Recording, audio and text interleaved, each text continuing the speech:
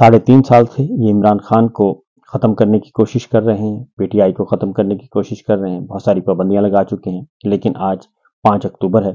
اور 5 اکتوبر بڑے دھوم دھام سے منایا جا رہا ہے۔ بھلا کیوں؟ اس لیے کہ 5 اکتوبر کو عمران خان صاحب کا یوم پیدائش ہے، اور پچھلے 24 گھنٹوں سے جو اس وقت سوشل میڈیا پہ ٹاپ ٹرینڈ ہے وہ عمران خان کا برتھ ڈے ہے، اور برتھ ڈے اس لیے اہم ہو گیا ہے کہ عمران خان صاحب جیل میں بھی ہیں اور ان کی مقبولیت میں دن بدن اضافہ ہوتا جا رہا ہے۔ ان ناہنجاروں نے سوچا تو یہ تھا کہ جناب جمعہ 8 دن عمران خان صاحب کو سارے لوگ بھول جائیں گے، لیکن وہ بھولے نہیں، بلکہ ان کی یاد میں جو ان کا ووٹ بینک ہے وہ بھی بڑھتا گیا، اور اس وقت پاکستان نہیں بلکہ دنیا کے طول و عرض میں جہاں جہاں پاکستانی ہیں وہاں پہ عمران خان صاحب کا نعرہ بلند ہو رہا ہے۔ تو بہرحال یہ سالگرہ تھی، ایک خوشی ہوتی ہے اپنے لیڈر کی، نواز شریف صاحب کی بھی منائی جاتی ہے، زرداری صاحب کی بھی، بلاول بھٹو صاحب کی بھی، سب کی سالگرہ جو ہے وہ مناتے ہیں اور دھوم دھام سے مناتے ہیں ان کے کارکنان، ان کے چاہنے والے۔ تو عمران خان صاحب کے بھی چاہنے والوں نے سالگرہ منانے کی کوشش کی، لیکن چھاپے مارے گئے، گرفتاریاں ہوئیں اور کیک سمیت لوگوں کو گرفتار کیا گیا اور ایک خوف و ہراس پیدا کرنے کی کوشش کی گئی، اور یہ ساری رات یہ سلسلہ چلتا رہا۔ اور یہ صرف پنجاب نہیں بلکہ کراچی اور سندھ میں بھی یہ سچویشن رہی، بلوچستان میں بھی اکا دکا ایسے ہی واقعات رپورٹ ہوئے کہ اور حکم حاکم تھا کہ عمران خان کی سالگرہ بھی نہیں منانے دینی، مومنٹم نہیں بننے دینا۔ لیکن ان عقل کے اندھوں کو یہ اندازہ نہیں ہے کہ جو عوام ہیں وہ اپنے لیڈر کے ساتھ جڑے ہوئے ہیں، اور کیریزمیٹک لیڈرشپ ہو تو عوام مزید جڑ جاتے ہیں۔ اس لیے ان کو شاید سمجھ نہیں آ رہی، اور سچویشن یہ ہے کہ اس وقت ٹاپ ٹرینڈ چل رہا ہے، جب سے 12 بجے کے بعد سے لے کے اب تک پاکستان کا جو سوشل میڈیا ہے وہ صرف ایک ہی موضوع ڈسکس ہو رہا ہے، اور وہ ہے ٹرینڈ چل رہا ہے ہیپی برتھ ڈے کا، اور بچے بوڑھے سب کے سب، جوان، خواتین، حضرات، کارکنان، فیملی ممبرز، اندرون ملک، بیرون ملک،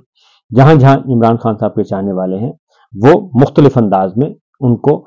ہیپی برتھ ڈے وش کر رہے ہیں۔ تو یہ تو ہے سچویشن، تو اس لیے میں ان کو کہوں گا کہ ہوش کے ناخن لیں، اور ابھی بھی، کیونکہ 73 سال کے وہ عمران خان صاحب ہیں اور وہ ایک ہیرو کے طور پہ جانے جاتے ہیں پوری دنیا میں۔ تقریباً 2.5 سے 3 سال ان کے جیل میں گزرے،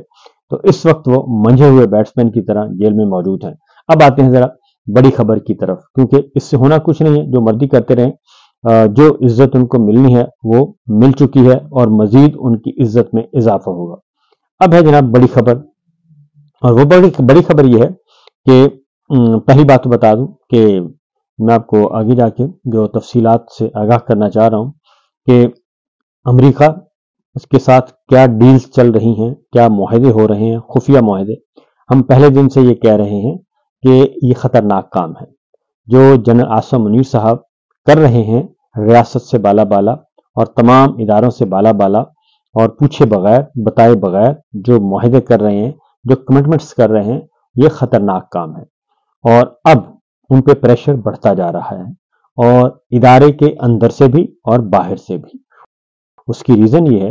کہ کل 2 خبروں نے چونکا دیا، پچھلا ویلاگ سن لیجئے گا، اس میں میں نے کافی تفصیل سے دونوں خبروں کے بارے میں آگاہ کیا ہے۔ ان شارٹ یہ کہ امریکہ کو بحری اڈا، بحری بندرگاہ کی صورت میں دینے کا فیصلہ یہ کر چکے ہیں۔ دوسرا یہ تھا کہ جو مائنز اینڈ منرلز ہیں وہ سپلائی بھی شروع ہو گئی ہے امریکہ کو۔ یہ 2 بڑی خبریں ہیں، اور ان 2 بڑی خبروں کے بارے میں ریاست پاکستان کا کوئی ادارہ نہیں جانتا، اور اگر کوئی یہ سمجھے کہ وہ فرد واحد جو ہے وہ ادارہ ہے، وہ نہیں ہے۔ اگر فرد واحد یہ سمجھے کہ وہ ریاست ہے تو وہ بالکل نہیں ہے۔ تو ریاست ان سے پوچھے گی، اور ریاست ان کو یہ کام کرنے کی اجازت نہیں دے گی۔ کل یہ پریشر بڑھتا جا رہا ہے، اور کل پھر ایک خفیہ بریفنگ ہوئی، کچھ میڈیا پرسنز کو بلایا گیا اور ایک خفیہ بریفنگ کا اہتمام کیا گیا، اور اس خفیہ بریفنگ کو یہ کہا گیا کہ یہ سیکورٹی ذرائع سے خبریں چلانی ہیں، ادروائز یہ خبریں نہیں چلانی، اور ہمارا نام نہ آئے۔ अब पहली बात यह है कि अगर ऐसी क्या बात है कि पहले तो आप खुद आ जाते थे, प्रेस कॉन्फ्रेंस करते थे, लाइव प्रेस कॉन्फ्रेंस नशर होती थी, तमाम टीवी चैनल्स को यह हुक्म होता था कि एक लम्हे के लिए भी इसको डिसकंटिन्यू नहीं करना। तो आप बड़े लहक लहक के और भरपूर तरीके से जवाब देते थे और जहर उगलते थे, एक पॉलिटिकल बयानिया लेकर आते थे। आखिर क्या वजह है कि इस बार आपने प्रेस कॉन्फ्रेंस नहीं की और लाइव प्रेस कॉन्फ्रेंस नहीं की, रिकॉर्ड भी नहीं की? और क्या वजह हुई कि आपने ये कहा अखबारी नुमाइंदों को, टीवी चैनल्स के नुमाइंदों को, सीनियर सहाफियों को, हमारा नाम नहीं आना चाहिए,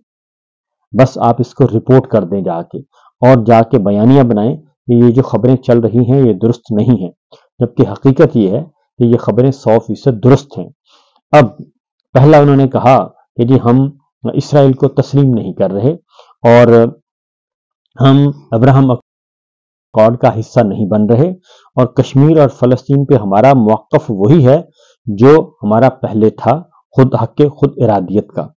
अब इनसे ये बंदा पूछे कि अगर आप ये काम नहीं कर रहे तो फिर डॉक्टर शमा जुनेजो और अहमद कुरैशी साहब और जो मगरबी मीडिया कह रहा है और इसराइल का मीडिया कह रहा है, और फिर शहबाज शरीफ साहब की जोश कांग्रेस के सदर से मुलाकात, और इसके अलावा हमारी अस्करी क़यादत की खुफिया मुलाकातें, नवाज शरीफ साहब की मुलाकातें और उनका दौरा लंदन, उनका दौरा जनेवा, ये सब कुछ फिर क्या है? और उसके बाद ये कि सदर ट्रंप के साथ आपकी जो मुसलसल एंगेजमेंट्स चल रही हैं वो फिर क्या है? क्योंकि ये महज कह देने से ये नहीं होता कि जी हम तस्लीम नहीं कर रहे। जनाब, आप बहुत कुछ तस्लीम कर चुके हैं और इसीलिए पाकिस्तान में पिछले 3 सालों पे पाबंदी है, 3 साल से, कि आपने फ़लस्तीन के हक में, गज़ा के हक में कोई एहतजाज नहीं करना। और यहाँ तक कि उलमा कराम ने अपने जुमे के खुतबात में भी ये बात कहना बंद कर दी है। तो ये सिर्फ कह देने से काफ़ी नहीं होता। अगर ये बात इतनी ही दुरुस्त थी तो आप आते अलग ऐलान कैमरे के सामने आते और कैमरे के सामने आकर डंके की चोट पर कहते, बिल्कुल उसी तरीके से जैसे इमरान खान के बारे में आप बोलते थे, जैसे बाकी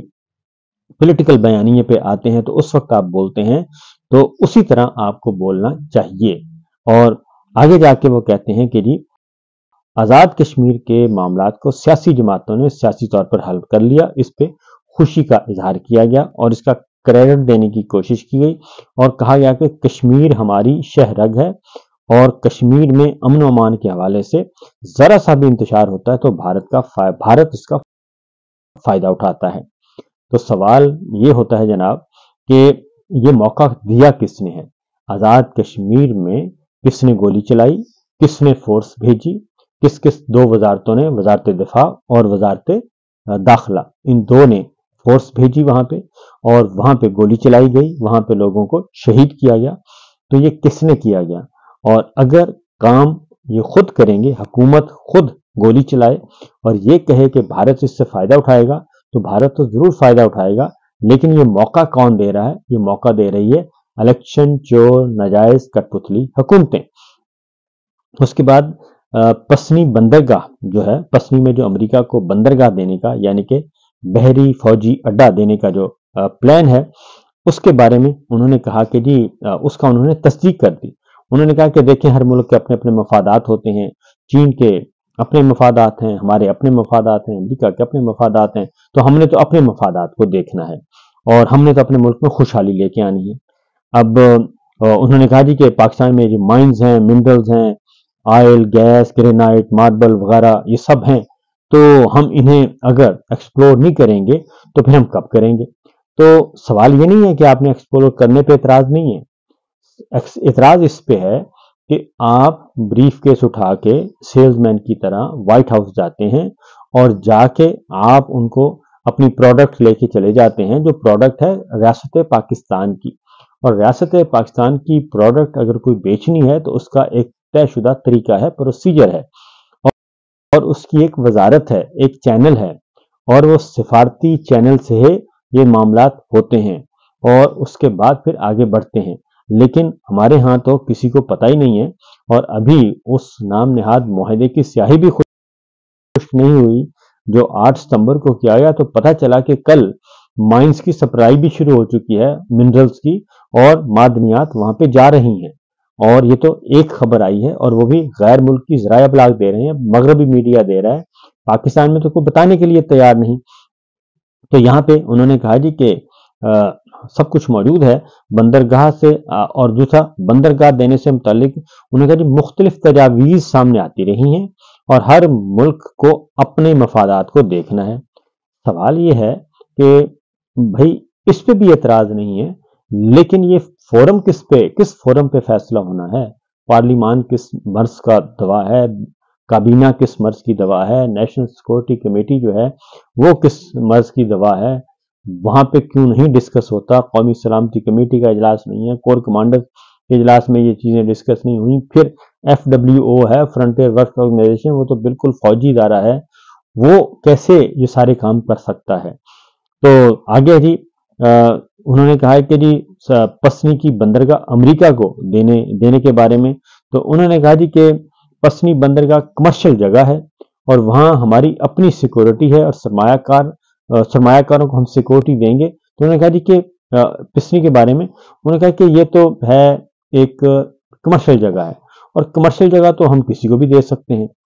پھر وہی بات ہے کہ یہ کس نے اختیار دیا آپ کو کہ آپ اس طریقے سے، جس میں صوبائی حکومتیں انوالو ہیں، جس میں مرکزی حکومت انوالو ہے، اس کے اکارڈنگلی سارا کچھ ہونا ہے، تو آپ یہ سسٹم سے بالا کیسے کہہ سکتے ہیں؟ یہ بالکل وہی کام ہے کہ جنرل باجوہ امریکہ کے ساتھ کر رہے تھے، 2.5 گھنٹے کا فون سنتے تھے، اور 2 گھنٹے کی فون کال کے بعد خود ہی بیٹھے بیٹھے فیصلہ کر دیتے تھے، اور پھر وہ فیصلہ امپلیمنٹ نہیں ہوتا تھا۔ اس لیے کہ کوئی بھی متعلقہ ادارہ، متعلقہ وزارت، متعلقہ محکمہ اور حکومت وہ آن بورڈ ہوتی نہیں تھی۔ تو وہی کام اب جنرل صاحب نے کرنا شروع کر دی ہیں۔ آگے جا کے وہ کہتے ہیں جی کہ پاکستان میں سرمایہ کار کمپنیاں ہمیں چاہیے، تو اس لیے ہم نے یہ کام شروع کیا ہے۔ اور پھر آگے جا کے SIFC کے بارے میں انہوں نے بتایا کہ یہ بہترین سرمایہ کاری کا ماڈل ہے۔ ابھی تک میرا خیال ہے کہ وہ $100 بھی نہیں لا سکی SIFC۔ $100 ارب کا کہا تھا، $100 ارب تو درکنار، $1 کروڑ بھی نہیں ابھی تک آیا SIFC کے تھرو۔ تو آگے جا کے ایک اور انہوں نے کچھ ارشادات فرمائے ہیں کہ افواج پاکستان اور حکومت میں کوئی گیپ نہیں ہے۔ تو افواج پاکستان اور حکومت میں تو بہت گیپ ہے، صرف گیپ نہیں ہے آپ میں اور حکومت میں۔ یہ آپ کہہ سکتے ہیں کہ آپ میں اور حکومت میں گیپ نہیں ہے، افواج پاکستان میں اور حکومت میں، افواج پاکستان میں اور عوام میں بہت زیادہ گیپ ہے۔ اور اس کی وجہ یہ ہے کہ جو الیکشن چوری میں جو ہے وہ ادارہ ملوث نہیں ہے بطور ادارہ کے، یہ ادارے کا فیصلہ نہیں تھا کہ 8 فروری کا الیکشن چوری کر لیا جائے، اور یہ بھی ادارے کا فیصلہ نہیں تھا۔ چلیں خیر، وہ تو ایک الگ بحث ہے، اس پہ بھی بات کریں گے۔ اور پھر یہ کہ انہوں نے کہا جی کہ ایران نے کچھ کیا تو ہم نے اس کا جواب دیا، بھارت نے کیا تو ہم نے اس کا بھرکس نکال دیا۔ غزہ دیکھ لیں، جب اپنی سیکورٹی نہ ہو تو اس طرح کے مسائل پیدا ہوتے ہیں۔ اب اپنے آپ کو یہ غزہ سے اور فلسطین سے ملا رہے ہیں۔ آپ جوہری طاقت ہیں، آپ کی لاکھوں کی فوج ہے، آپ کے پاس اربوں ڈالر کا اسلحہ ہے، اور سب سے بڑھ کر یہ کہ آپ کے پاس جوہری ہتھیار ہیں۔ تو آپ اپنے آپ کو ترقی یافتہ ملکوں سے ملائیں گے، اور جن کے پاس جوہری ہتھیار ہیں آپ اپنے آپ کو جوہری طاقتوں کے ساتھ ملائیں گے، یا پھر اس بیچارے غزہ کے ساتھ جہاں پہ کوئی زندگی کے سارے آثار ختم کیے جا رہے ہیں۔ تو یہ اس کے بعد انہوں نے کہا جی پاکستان اسرائیل کو تسلیم نہیں کر رہا۔ اگین ابراہیم اکارڈ محض ایک ایجنڈا ہے، اور اسرائیل کو تسلیم کرنے سے متعلق پاکستان کے اندر پروپیگنڈا کیا جاتا ہے۔ تو یہ، اور کشمیر اور فلسطین ہمارے لیے بہت اہم ہے، بند کمروں میں کوئی بات چیت ہم نہیں کرتے، مگر وہ دن بھی چلے گئے جب ہم عوام کے سامنے سب چیزیں لے کر آتے ہیں۔ یعنی آپ نے عوام کو وہ کہہ رہے ہیں جی ہم ساری چیزیں نہیں بتائیں گے، ہم جو کریں گے ہم ساری چیزیں نہیں بتائیں گے، اور اس کا مطلب یہی ہے کہ ہم امریکہ سے کیا ڈیل کر رہے ہیں، ہم